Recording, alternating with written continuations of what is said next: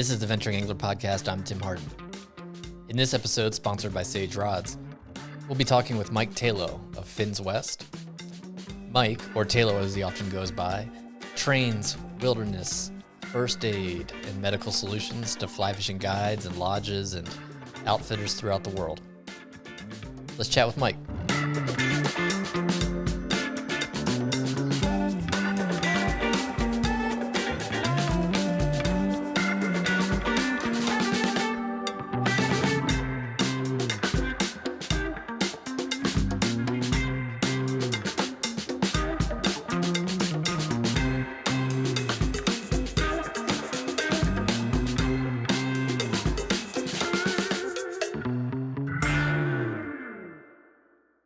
Cool. All right, we're here with Mike Tayloe of Finns West. We've been talking about doing this podcast for, I think, if it's 2023, I think at least since 2018. So it's been 5 years in the making. So welcome. Thank you, man. I mean, people cannot say you're not expeditious for sure.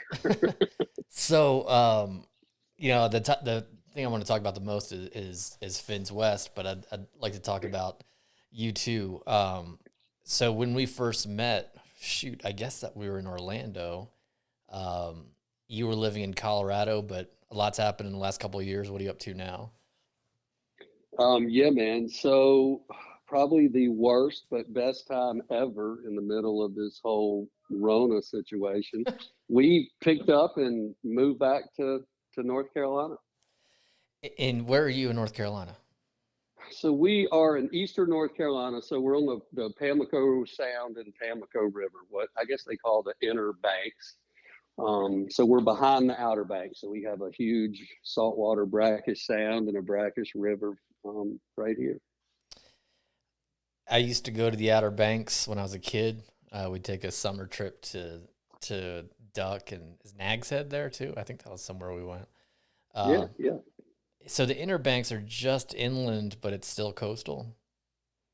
Yeah, totally. So if you just get a picture of the Outer Banks of North Carolina, so with their barrier islands, right? So you got the Atlantic Ocean and slants into a little spit of sand from like you said, Duck north down to Cape Hatteras, and then there's Ocracoke Island a little bit south of that.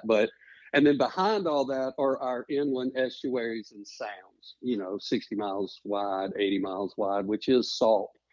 And then you come in and hit, mainland North Carolina. So yeah, it's estuary based, sort of similar to sort of the Chesapeake Bay setup. So yeah, we've got saltwater species, but we don't have to deal with, straight direct hits from hurricanes and or summer people in the Outer Banks. I mean, hurricanes were a big thing 30 years ago there. You're always hearing about them just getting pounded. So I can't imagine as things have escalated a little bit what that's like down there, especially like you said before we hit record, it's just houses on sand.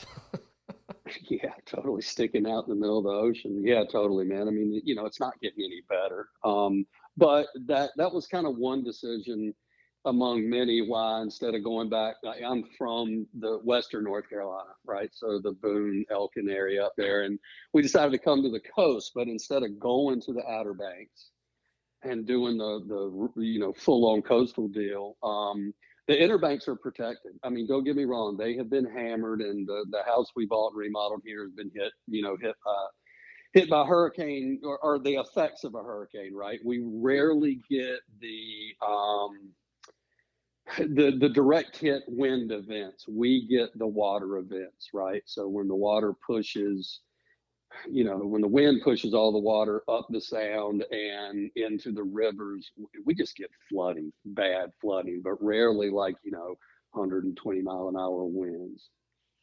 So that was one decision, to be inland a little bit. But I'll tell you, people question us all the time about that. They're like, dude, are you kidding me? I mean, you're going to go live on a piece of sand in the middle of the ocean. However, as you know, being in Montana, wildfires, I mean, shit, dude, we have like a week that somebody says, hey, hurricane's coming, and you can make a decision. A wildland fire, man. Right. I mean, in Colorado, we were evacuated. I mean, we're lucky because we were, in the emergency services, so we didn't have to physically evacuate.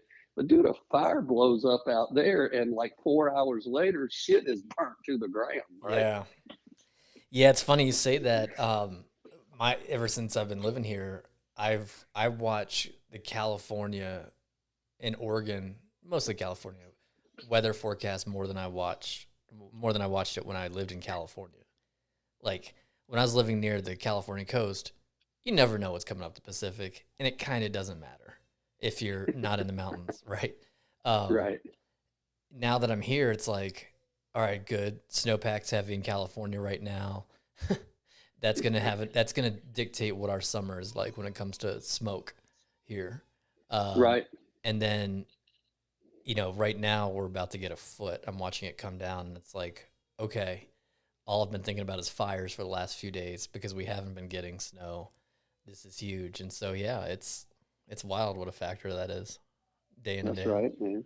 Yeah, it's a catch-22 though, right? I mean, that's the other reason we're here. I mean, without jumping into it, we've worked down in Antarctica for 17 years and been up on Everest doing that, and lived at 10,000 feet in Colorado. Dude, I am never shoveling snow again.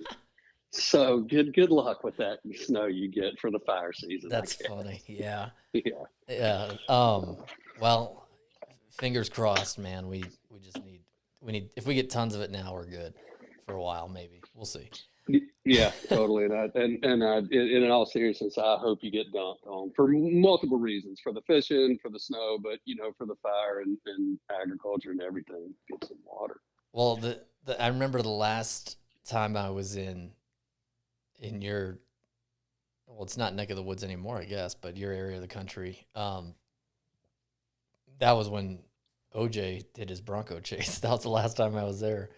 Um, and I remember thinking like, oh man, this is some sort of mistake. OJ Simpson can't be wanted for murder.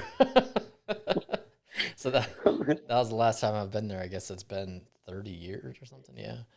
Um, but enough about OJ.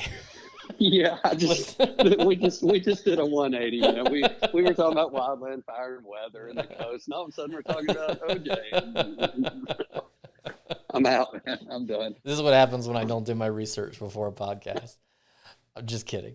Well, let's talk about. Well, wait, Yeah. wait a minute. Hold on. No, you're not. No, you're not kidding. Okay, I'm not kidding, but I've known you for a while. That's right. Fair enough. You don't want me to tell the five people of the podcast what your text said yesterday. That was great. Hey, I used to when we first met, or shortly before that, I would sit down with all these questions written out, and man, those were painful. So I feel like I know enough about you and Finns West over the years to make this casual and fun. Um, Yeah, and that. so I actually didn't know about Everest. So let's get to the beginning of this and how we got to where you are now in Antarctica too. Um, what are the origins?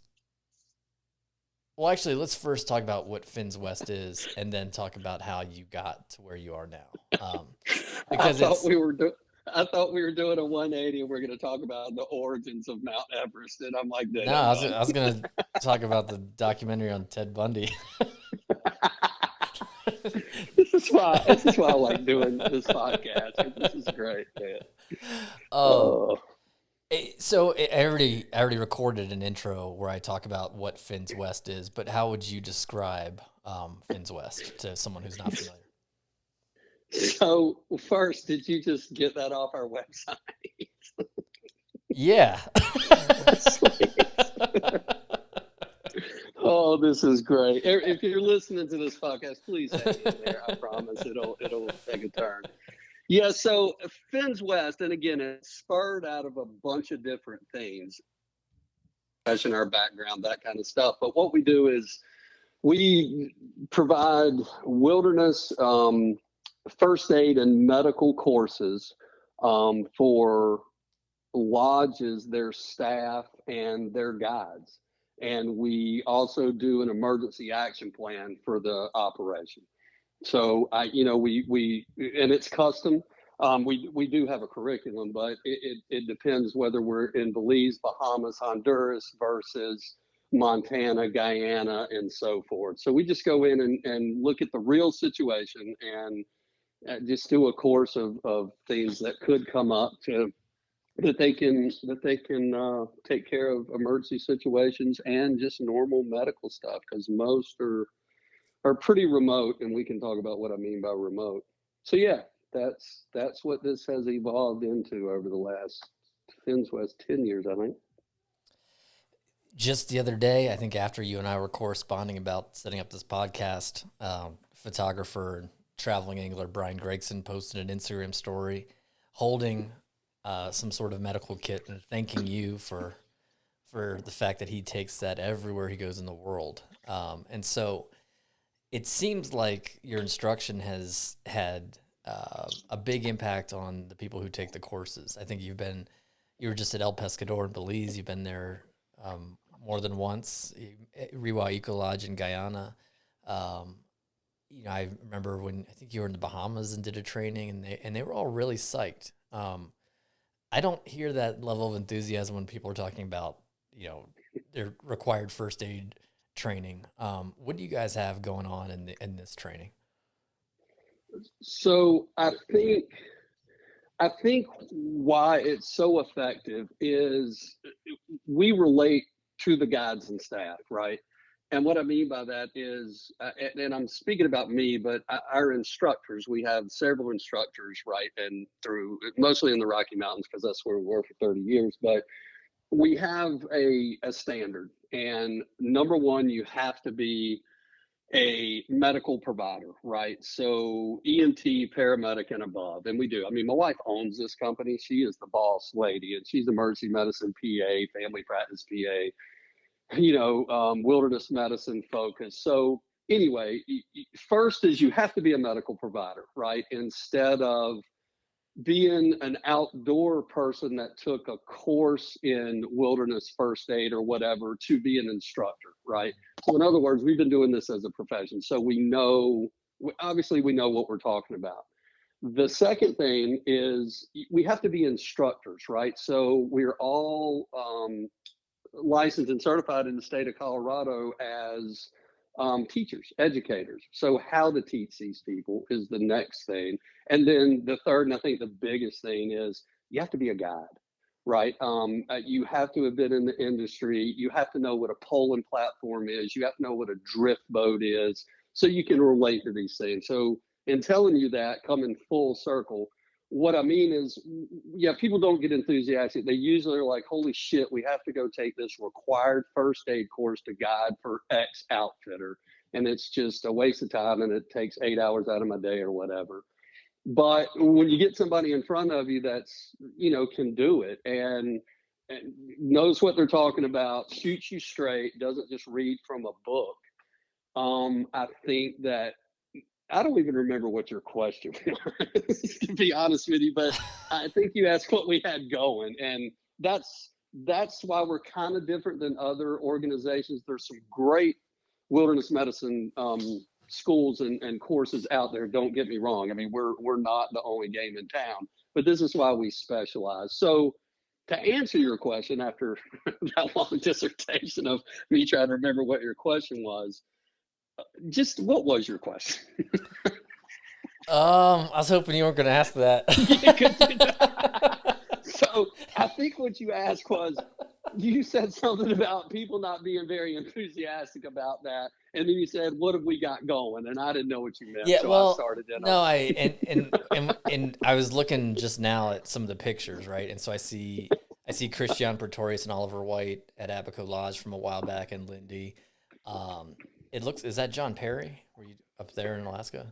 Yeah. We That's went funny. up and did angles, and that's a great. I'll tell you. At some point I'm gonna tell you how this company got started. And believe it or not, JP was a big. I didn't come up with this shit. I mean, you would think I would have after 30 years of being a paramedic and us having our other company doing remote medical support, that I would say, well, maybe we ought to have a company teaching at fishing lodges, but I did not. The industry came to us, and Interesting. maybe if we make it to that, I'll tell you how that happened. But But anyway, what was your question?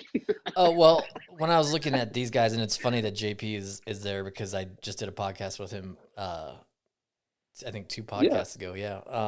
I listened to it. Oh, cool. Thanks.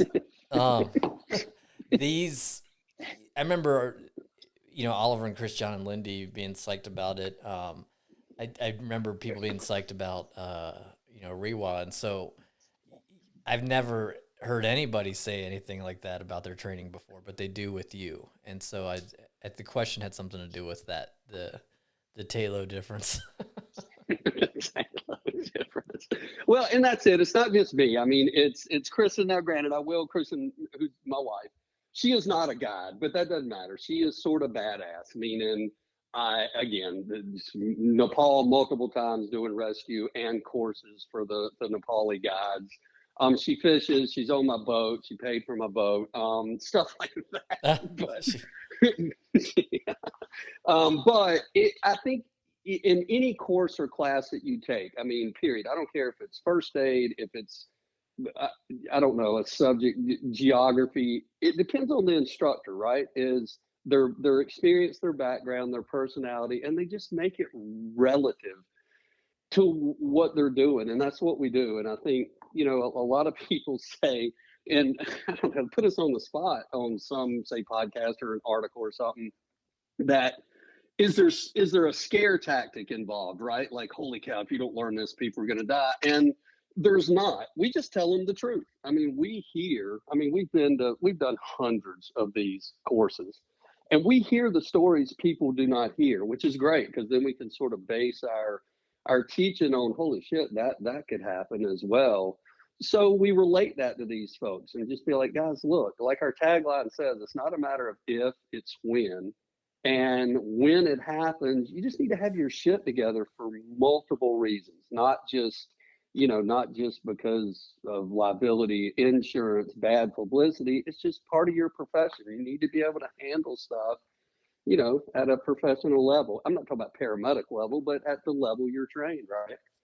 Yeah, and I could easily go into a long list of businesses and companies and outfitters and travel agencies and so forth that have really been impressive over the years with how prepared they are for anything. However, there are a lot of really well kept stories that happen every year, about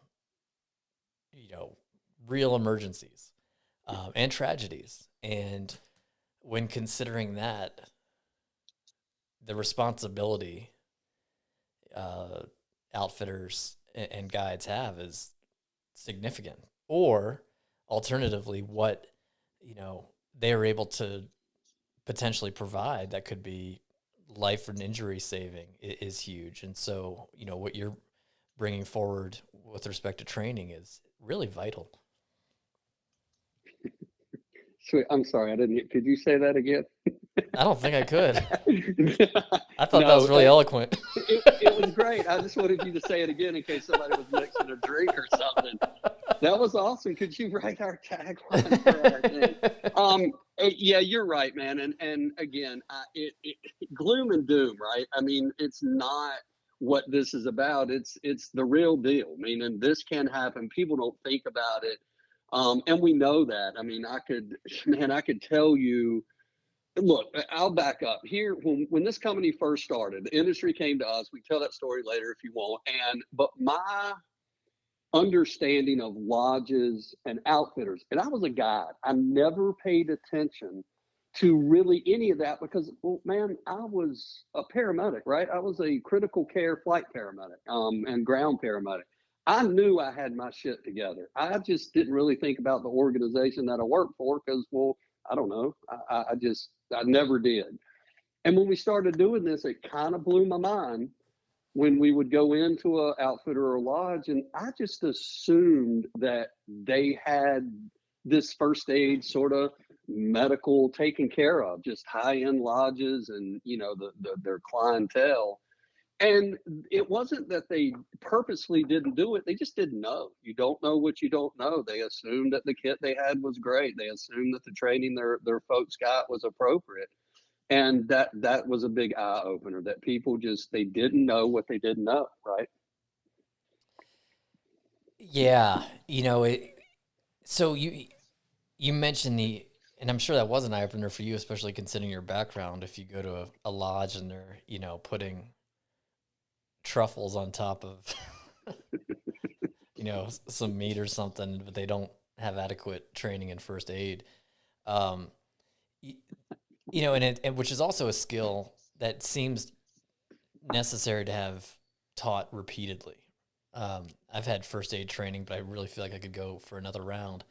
Um, but getting back to the question of how you got toward, in fly fishing, in Colorado, Montana, places where we've been, there's mountaineering, skiing, climbing, and, you know, rafting, all sorts of big outdoor industries. Fly fishing's pretty niche. How did you make it here into this scene? Into the fly fishing scene. Mm-hmm. Um, I, we fly fished here in North Carolina. I mean, we did it as a family. I don't. That sounds weird. We fly fished as a family, but growing up, my dad and brother fly fished, and when we would come down to the coast, we would fish. That's where I learned, in the little tidal creeks of the Outer Banks. But it was just something you did, right? I mean, we fished and hunted and did all that kind of stuff. And then, believe it or not, man, my story stops there. I didn't think another thing about fly fishing. I was those other 8 things you just mentioned. I was into climbing, skiing, rafting, and then, I was a raft guide, and then I was on ski patrol. So I had all that focus. And I didn't even think about it. Dude, I lived in Montana for 4 years, 5 years, something like that, in prime location up in Whitefish. And I don't think I picked up a fly rod not one single time. Wow. Well, I got to actually, I'll take that back. This is a great story, but we can go there later too if we run out of shit to talk about. But so when at some point, I don't know. I mean, it's been a long time ago. I was in Colorado, I think, or in that range for 25 years, 26 years. Our schedule as a paramedic, or a firefighter, or paramedic, it's the best schedule in the world, right? We're 24 on, 24 off, 24 on, 4 days off, right? So it's just the best schedule. All of those activities require, for the most part, a partner or somebody to go. Like, you would never backcountry ski by yourself, right? You would never climb by yourself unless you were, Alex Honnold or something, climbing stupid shit, free climbing, right? So I was like, man, I need to find something that I can just get off shift and go do. And it's, I don't need anybody to do it. So I picked up the fly rod again, and it's going to sound cliche. I hate it, but it is what it is. I lived, my God, I lived in the South Platte Basin, right? So I was the Dream Stream, Spinney, Arkansas. I mean, I was right in the middle of it. Once I started, it was like, holy shit. And there, I guess as they say, the rest is history. That was it. I just got back into it, and several years later, just because I think the teaching and guiding aspect of my past careers, I ended up starting to guide and learn those ropes, and then it just went from there. Well, it seems like your past careers are connected to what you're doing now. And I'd love to hear about Nepal and how you got there, but what was your background that led to your current work? What, you medicine? Mm-hmm. Yeah. So yeah, that was, again, the mom was an ER nurse. So, when I'd get out of school in the mountains, instead of a babysitter, I went and hung out in the ER. So Okay. that was a jolt for like an Wow. 8-year-old or Yeah. whatever. But I always had this little Ricky Rescue syndrome, right? I mean, I dug when the fire trucks went out, the whole, want to be a firefighter and all that stuff. I just sort of followed up. But when I got into the outdoor industry, right? So climbing, skiing, that kind of stuff, I was like, oh my God, dude, I need to take a course so I know what to do if something goes wrong, other than just a basic first aid course. And I took a wilderness first aid course, and I'm like, holy shit, I didn't even know this was available. This is awesome. And then it just went from there, right? Ski patrol, you had to have your OEC or whatever. So you had to take that, and I'm like, look, if I'm going to do this, I want to know everything I can. So I went and took an EMT class. Ironically enough, here in North Carolina, I came home one summer to like paint propane tanks or something to make some money for the ski season, and I took an EMT course, and man, from there it just went. I fell into a full-time EMT job up in Montana, and it just from there it just took off. I was like, if I'm going to do this for a living, I want to go to the best schools. I want to learn, the advanced stuff, and that was it. And then the wilderness part it just worked, right? Because I ran a mountain rescue team in Colorado. We were in the mountains. We were doing, backcountry rescue stuff. So the wilderness part just sort of shaped my focus with medicine. So yeah, there you go. Oh, that was brutal, but that's how the medicine part started. So, but you spent time professionally in Colorado, Patagonia, Nepal. How does that all work in? You mean professionally as a medic? Well, it seems to me that there's like a true wilderness adventure aspect to Finns West, and I think things that are related but also not related in your background connect. Well, yeah. The missing link here is we have another company. It was the first company that my wife and I started, called Katabatic Consulting.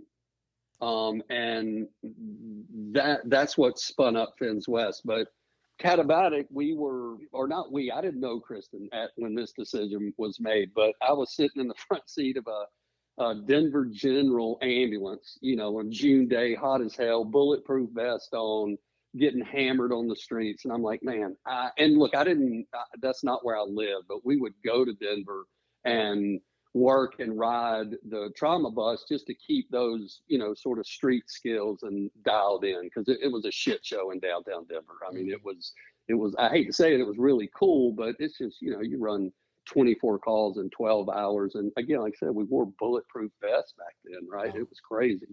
But anyway, I'm sitting there sweating balls, and I'm like, man, I got to dial in on this wilderness stuff. I mean, even though I was up in Divide, up in, the Pikes Peak area, yeah, I got to do something. I got to make the next move. And my partner said, hey, man, he was looking at some trade magazine for, emergency medical services. And he's like, hey, they need a paramedic in Antarctica. And I'm like, what?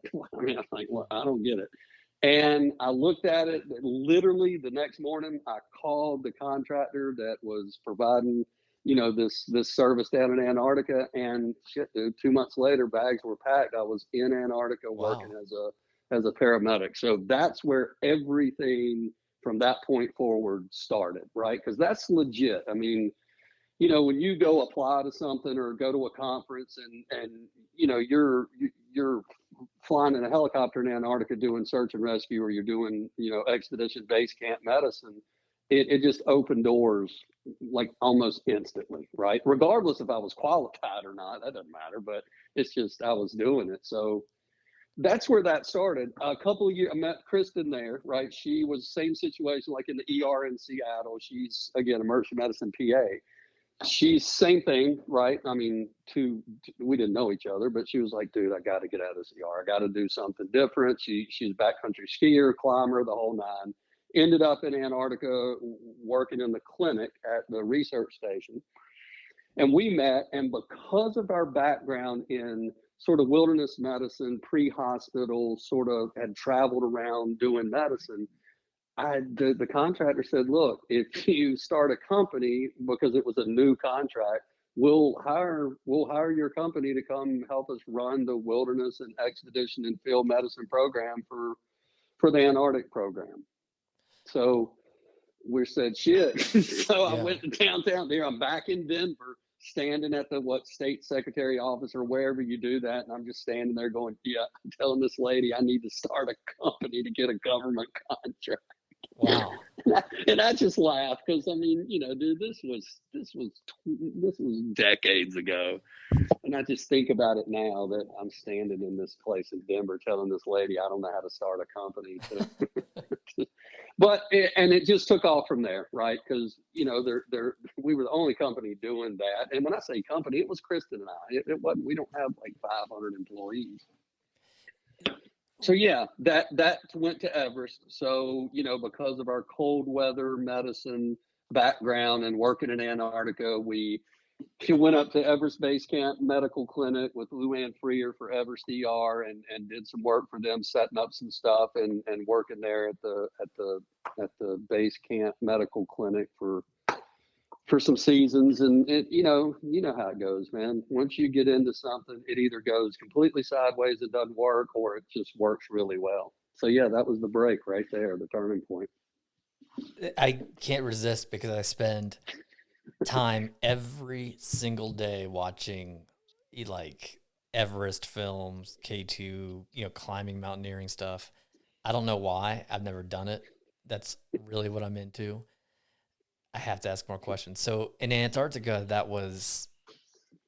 there were two things happening: research, but also expeditions, and you guys were supporting the training and safety there. The scientists, yeah. So in Antarctica for the U.S. Antarctic program, what it is it's all research, right? So there's 3 bases, or not bases, but research stations, in various locations. And when I mean research station, McMurdo Station is big. It's like a West Virginia coal mining town with a university in the middle of it, right? I mean, it's dorms, and military used to run it. So there's like a couple of bars, and there's a clinic, and the infrastructure for everything. So the scientists go out to the field, right? They come there and study everything. I mean, from whales to meteorology to obviously ice and glacier movement. So when they go to the field, they need to be supported. So there's a support staff that goes out, and you've got mountaineers and you've got medical personnel, or the mountaineer is the medical person on a small expedition or field camp. That's what we do there. We support that. And yeah, we used to do their training, the courses that we do now but the contract has switched multiple times, and we've had it the whole time, but I got tired of doing it, so they go somewhere else. But I guess my point is, yeah, that's what we did for the Antarctic program. And then at Everest, it was climbers. Yeah, we were at Everest Base Camp. So Everest Base Camp has I say a clinic. That's it's a far stretch. It's a tent, right? A big tent where they treat trekkers. Excuse me, man. They treat trekkers, climbers. Obviously, the Sherpa guides have a rescue team, so they do rescues, and it was intense. We didn't have any really huge stuff. The only thing that they boycotted climbing, it was back when the Chinese with the Olympics, and remember when they closed Everest and wouldn't let people go, and there was the big hoopla about. We were there during that one year, and wow. That was the biggest thing. But no, it was just good. You were literally doing wilderness medicine. You were doing clinical medicine at the bottom of Everest at base camp. And then obviously we got to do a few rescues, not to the top at all, 0. But we were involved in that because you had the best of the best mountaineers and mountain rescue guys there. It was like I went to school, and you're the medical folks. So that's what we were doing there for sure. Did you have any, so was that the year that after they had that big avalanche that killed so many people, and then there were labor protests, or was that different event? No, this was a whole different. And look, I guess I should have told you this before you hit record. Dude, I'm the worst with dates and timelines. I mean, I can't remember. Literally, I just fixed a Bill's pump on my boat this morning. I forgot I did it until I just saw this part laying here. So, but it was not during that time. This was something, the Olympics, something was going on to where, I mean, the Nepali military, it was on, because we were on the Nepal side, we're there because they were like closed the north side. There was a lot of like political shit going on when we were there one year. But no, we were not there for any. I mean, some bad stuff happened, but not like publicized media stuff, which is good. I'd rather just, Right. be there to do our gig. So yeah, and I don't even remember what years those were. I have no idea. Zero. Were there any wild or significant stories? Not necessarily about horrible things happening, but I just imagine that's in many ways the epicenter for, a lot of exciting outdoor happenings. Oh God, well put. From a medical standpoint, to be honest with you, the base camp is a shit show to begin with. It's a circus, like what you read in the magazines, and it's been well documented. It's not like I'm saying anything bad, but it kind of blew my mind at just the craziness that went on. But most of the stuff we did were common medical problems that became bad because you were that far from they didn't, Fishtail didn't have their helicopter. I mean, if you got a helicopter up there back when we were there, it was an ordeal. But there's a bird that sits in base camp now, right? Hmm. So I don't know. I can't recall. I mean, I'm sure there was some super crazy stuff, but again, man, I can't really remember what I did yesterday. But Right. but yeah.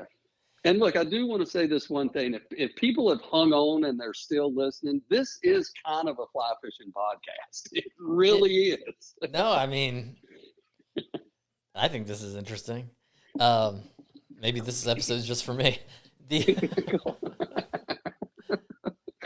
So when did you start working with doing this type of work within the fly fishing world? So for Finns West, right? Mm-hmm. All right, here comes the story. John Perry, I'm gonna bring it all together. Oh, wow. So whatever, 10 years ago, I don't remember, but it's been 10 years at least. I can't remember this though. The fly fishing show, the fly fishing rendezvous, I don't remember, but one of the fly fishing shows that came to Denver, somebody reached out and said, "Hey, dude, you're a paramedic, you're a fly fishing guide. You teach these courses for these people in Antarctica and their raft guides on the Arkansas. Do you think you can come do a talk or a presentation on, safety, first aid for guides, outfitters, whatever?" And I'm like, well, shit. Again, I did not come up with this. I'm like, yeah, that'd be kind of cool. I just need to change some pictures around on the other talks that I do for non-fishing. And this is kind of cool. The light bulb still had not gone off yet. I just thought, well, this is cool. I'm going to get a free pass to go to the fly fishing show. So I did, and it was great. I remember stuff like this. I explained to whoever it was, whether it's Perminsky, whatever show I did, I said, man, look, you do know that this is something different. I think it's needed, but just know that I'm not 100% sure you're going to pack the house with a first aid considerations for the angler. They're like, whatever, it's different. We're going to mix it up. Just do it. I'm like, okay. Man, it was packed. And it blew my mind away. I mean, when I walked in there to set stuff up, I'm like, I had to ask the people and make sure they knew that they were in this first aid presentation. And they're like, yeah, fuck, we know. And maybe there was nothing else going on. I don't know. But I did the presentation. When I finished, this dude comes up and says, hey, man, I've been guiding up in Alaska for whatever he said, 20 years. And I just bought the lodge. I'm a ski patroller here in Colorado. I get what you're doing. Can you come up and do a course for my guys? And maybe an emergency action plan to get my shit together at the lodge. Well, it was John Perry. Oh, wow. How about that? Yeah. And I'm like, holy cow. So believe it or not, I probably owe JP the starting of this. And we did it. And when I said, cool, I mean, this will be great. And went up and understanding the other real cool thing about how we operate, and especially in the early days, if you book not a normal, but if you call any of the other organizations blindly and say, hey, can you send somebody up to Alaska to do a course at my lodge? And they're going to go, sure, we can. It is a 3-day course, 5-day, whatever it is. And we're from 8 to 5 and with a lunch break. And, a lodge owner's like, well, hang on. I can do the first day till 3, and then we've got guide trips going out, and then we can't do it on Tuesday.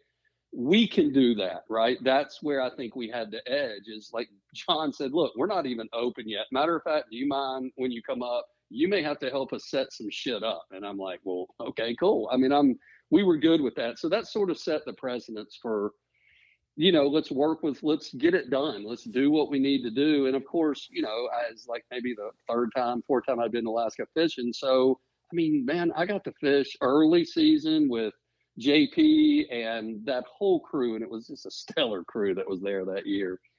Um, and there you go. We nailed it, knocked it in. It was a good course. Everybody's pretty straightforward that it worked. I tried some things and they understood, right, that, hey, we've not done this at sitting on a log in Alaska before you open. So we came back, seemed to be a success. Went to school with Carter Andrews. We lived in the same dorm, went to high school in Virginia with him at a boarding school. So, and I'd seen Carter in the magazines, just in the fishing world back then. He was on every cover, right? I mean, Carter was the shit. So I reached out to reconnect and be like, hey, dude, do you think this is needed in our industry? Do I need to put any more effort into this, or is this just and he in turn, I'm telling you, the story's coming. He said, yeah, dude, I do. I think it is. I think it's good. And here's a dude that you need to talk to about that specifically. And it was Oliver White. And lo and behold, Oliver and I from the same area, same town, Boone. I'm a little outside of Boone down the valley, but I knew who Oliver was, never met him, just had seen him as well. So we connected and I told him what was up. And he said, dude, yeah, man, 100%. I'm on board. This is needed. It's a great idea. And we had booked Abaco and Bears before we got off the phone. Oh, and cool. Then from that point forward, we were nonstop up till COVID. Wow. So there you go. There's the story I kept promising on Finns West. There you go. And that's a good one. And that connects with a lot of, a lot of major life events. And then of course, a lot of major figures in the industry, especially looking at people like Carter and Oliver who have hit, man, I just realized I've talked to both of them on the phone. I used to do a bit with Oliver and I've yet to have them on the podcast, but the two of them, I mean, they've checked a lot of boxes when it comes to destinations. And so, and Oliver, I guess that was your connection to Guyana and of course the Bahamas. And so that's fantastic. Oh, yeah. I mean, it was, again, John Perry, number one, started the whole thing, kind of. And then with Carter's recommendation and then talking to Oliver, and he's remained a great friend ever since. And again, with IndyFly, he said, hey, let's go to Guyana. Here's what's going on down there. And that's where I met Brewer, right? So Matt Brewer was the manager down there or whatever.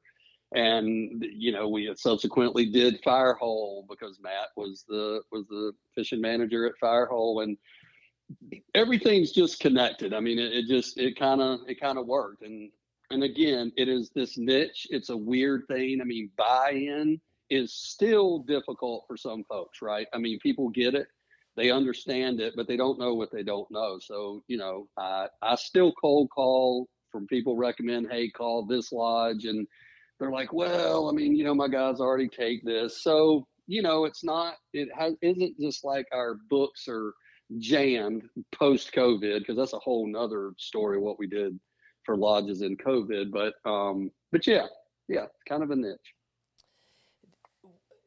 For the fly fishing industry, one thing that you're able to do is, for these guides and lodges is that you're familiar with their day-to-day work. Then, from there, so I got to think for a second because I had a question ready and then I was introducing it. I'm going to cut this part out. No, you're not. Shoot. Leave it in there. There was so much momentum and now I forget the question. So, dude, we're going to start sliding now. It's no good. Oh, man. Well, it's that it's specialized, but there was something else that was important. Damn. You gotta leave this in, man. And I know you're sitting there messing with your little podcast buttons, trying to decide whether to cut it or not, for sure. Well, I'll just go with it, one to one, and not thinking about the audience. What makes this different and special for lodges and fly fishing guides? Well, and it kind of like the 20-minute dissertation I did at the beginning. You're gonna have to cut that out too. Is people need it, right? I mean, I can tell you without a shadow of a doubt, and this has nothing to do with we're done convincing people to hire us, right? Meaning, doing this podcast, if we ever circle around to asking some questions about, first aid kits and travel considerations, that's what we're doing more of now. And we're okay with it, right? We just want the information out there. If somebody listens to a podcast or reads an article and gleans a little information about what kind of kit they need, or, the thought about maybe getting global rescue and they hadn't heard, that's sort of the whole thing. But my point is, I can tell you 100% that even now, even though there's other organizations that do what we do, not specifically, and what we've done over the past, there are still places that are taking standard, I won't name, but it doesn't matter, standard first aid classes that are 4 to 8 hours long. And it is not appropriate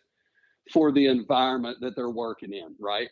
So when you ask that question again, we teach, it's a curriculum. We don't make this stuff up. This is a standardized, evidence-based medicine put into the environment that the guides work in, right? So we make everything applicable. We don't talk about altitude in the Bahamas, and we don't talk about sea urchins in Montana, right?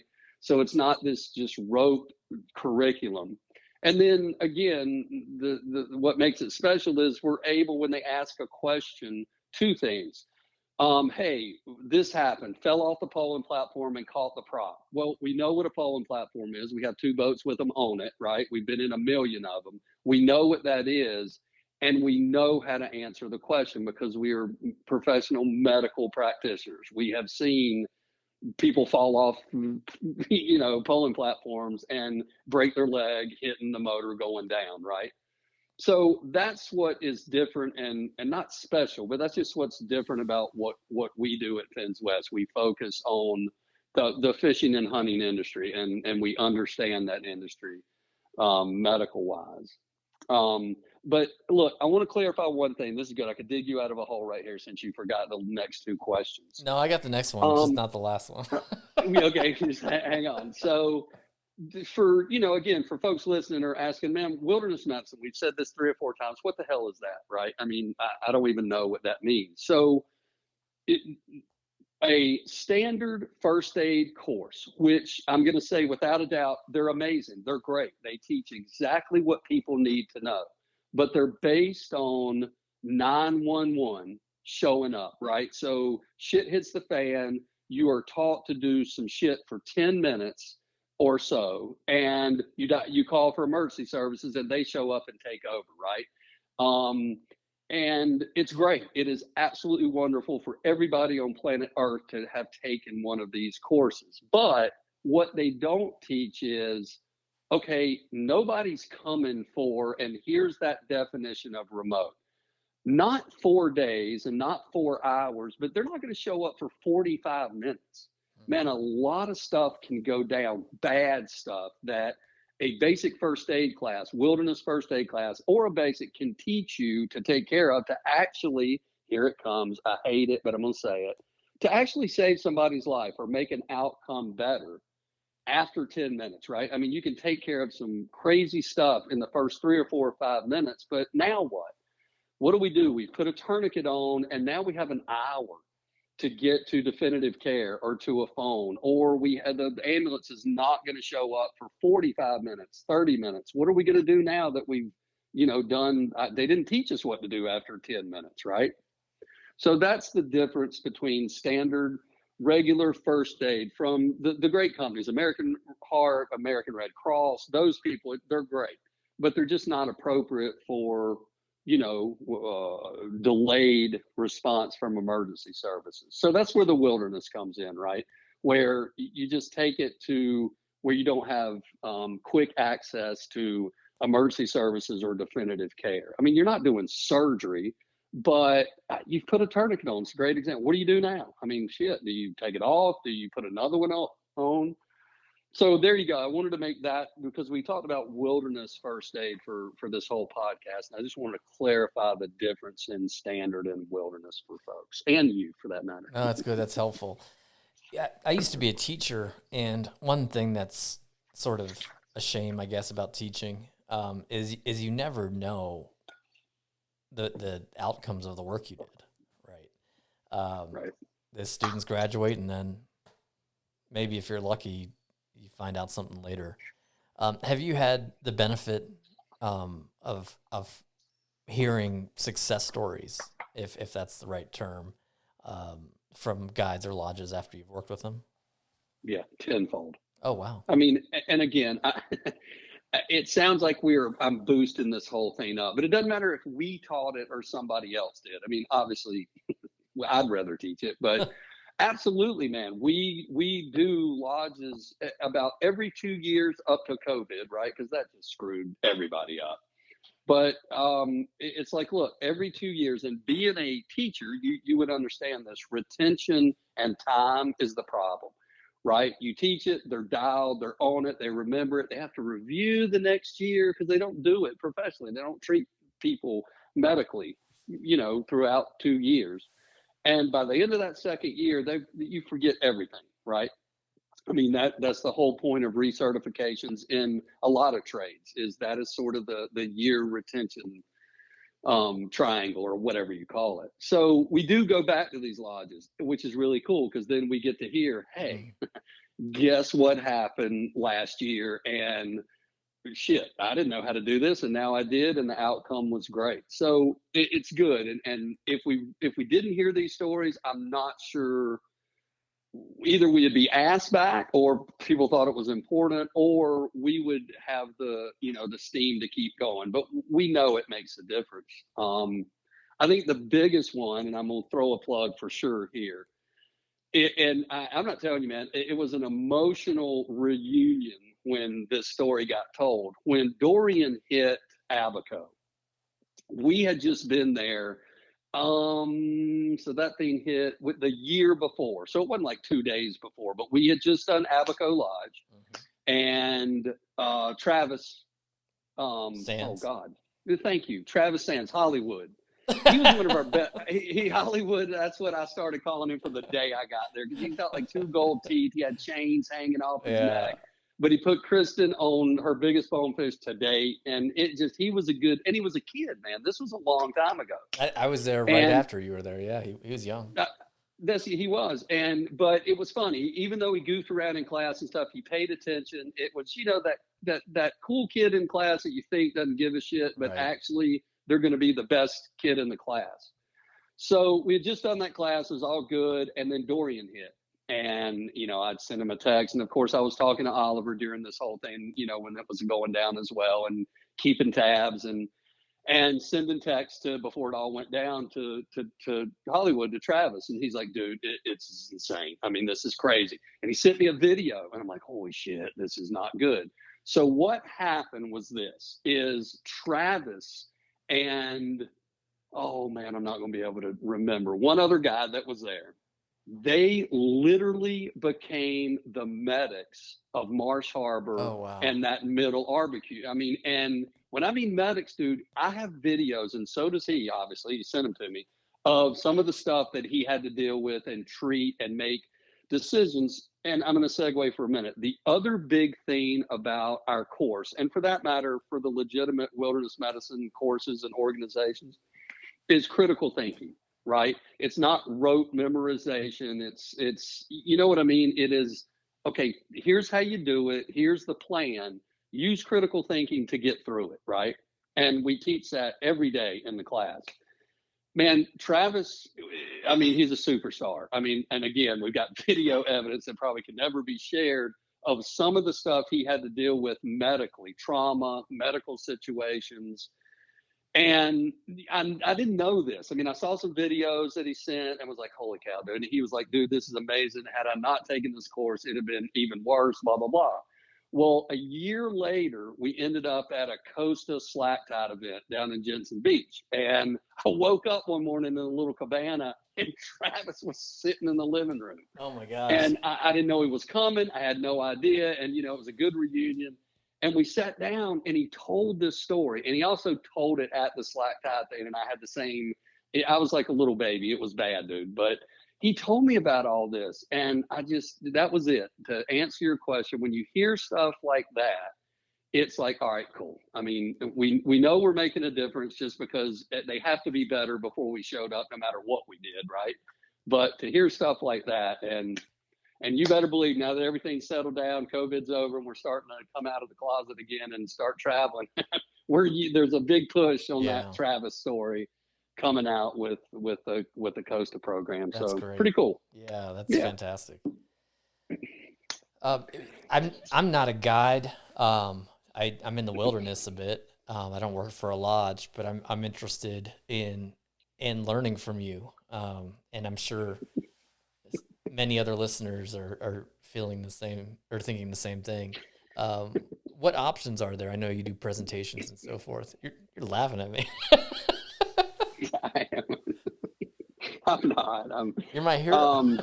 Yeah, thanks, man.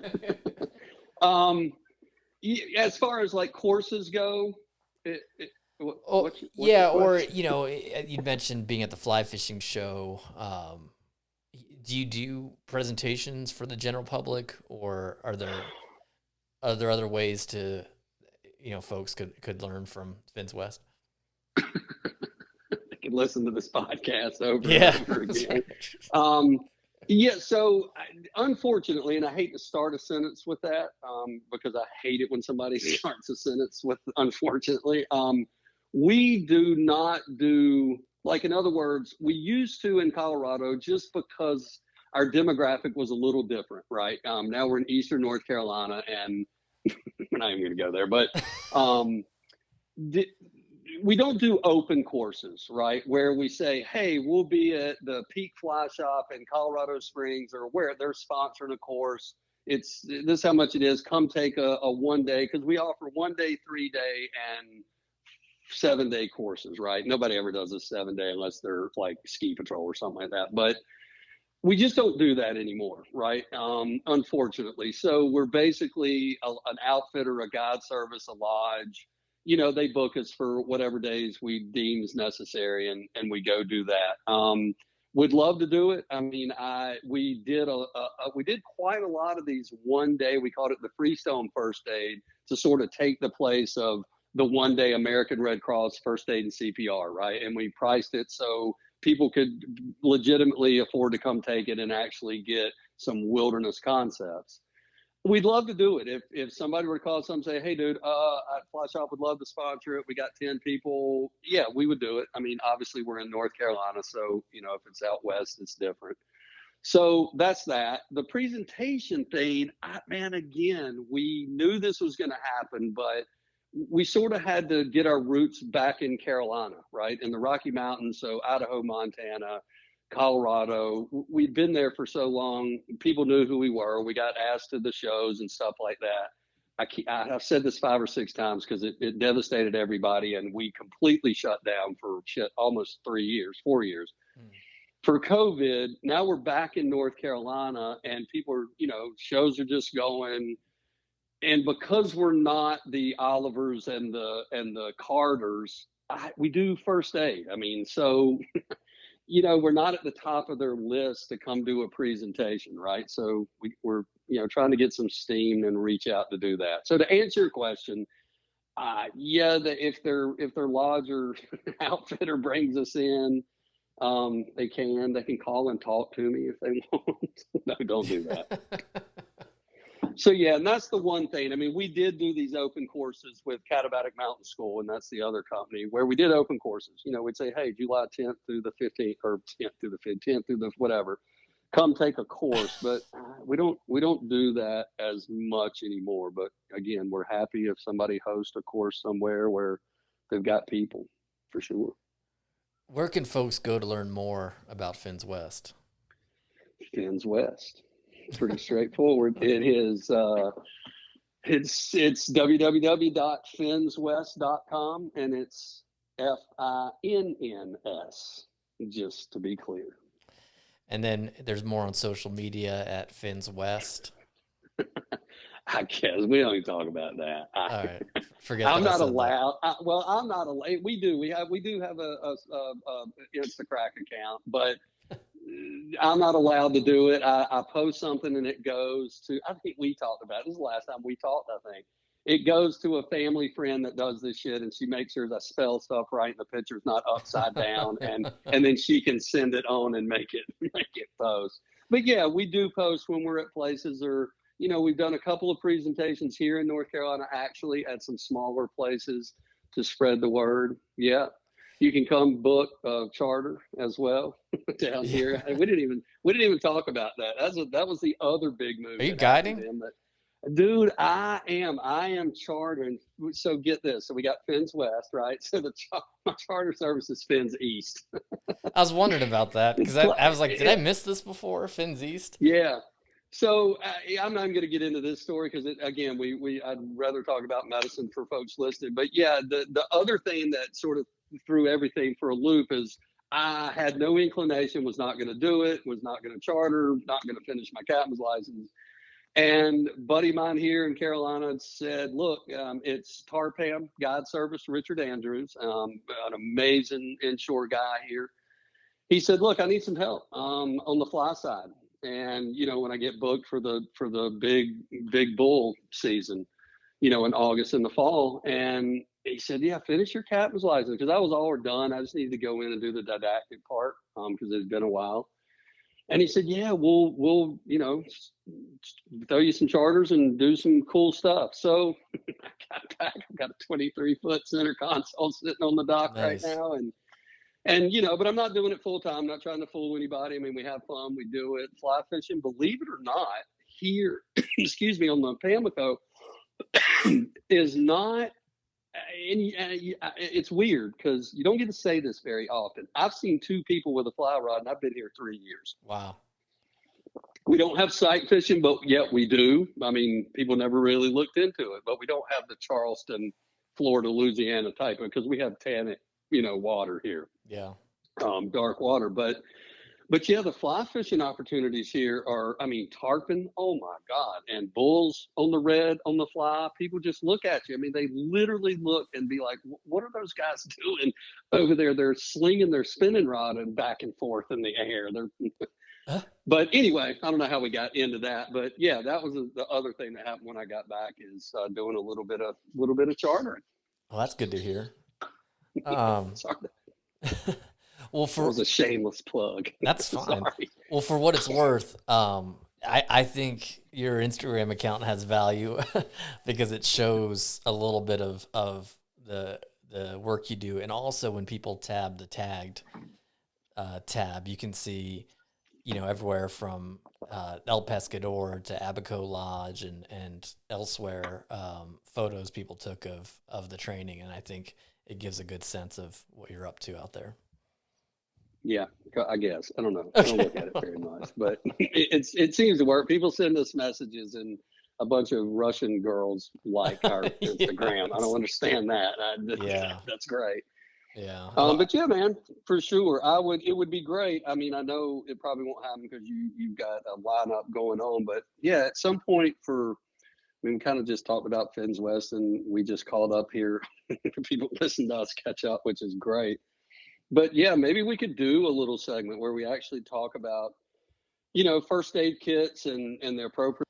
Not necessarily what to jam in, but things people don't think about. Maybe some travel considerations on the medical side. That'd be kind of an informative thing. I don't think we could do it now because it seems like we've been talking for like 14 hours on this. I was just gonna say time was flying because I was having fun, but if it feels like 14 hours, my earbuds just died, and I'm like, oh no. I was just gonna say there was a weird pop, and then all of a sudden you sounded a little bit more faint. Here you go. I hope the audio. I'm gonna take it off speaker, so it's getting better. Yep. Hold on. I can't. There you go. and I understand audio on podcast. I will just go to my ear. But yeah, man, that would be another thing we could offer folks is, instead of this shit show that we just did for an hour of catching up, which is great. Yeah, it's sort of like one of my presentations, but we kind of do it over a podcast. That'd be kind of cool. I'd be down for that. Yeah. Well, let's make this the intro, and let's schedule another one soon where I don't know anything, where you give tips and talk about different kits and so forth too.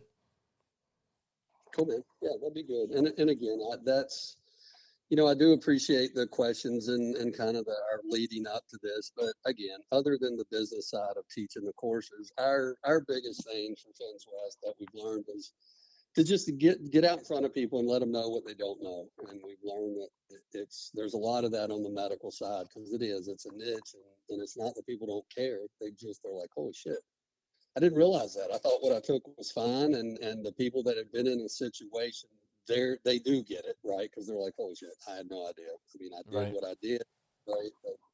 But yeah, we're all about kicking some info out there. Well, cool. Let's do another one soon with specific tips for anglers and guides out on the water. All right, buddy. That sounds good. Well, thanks for coming on.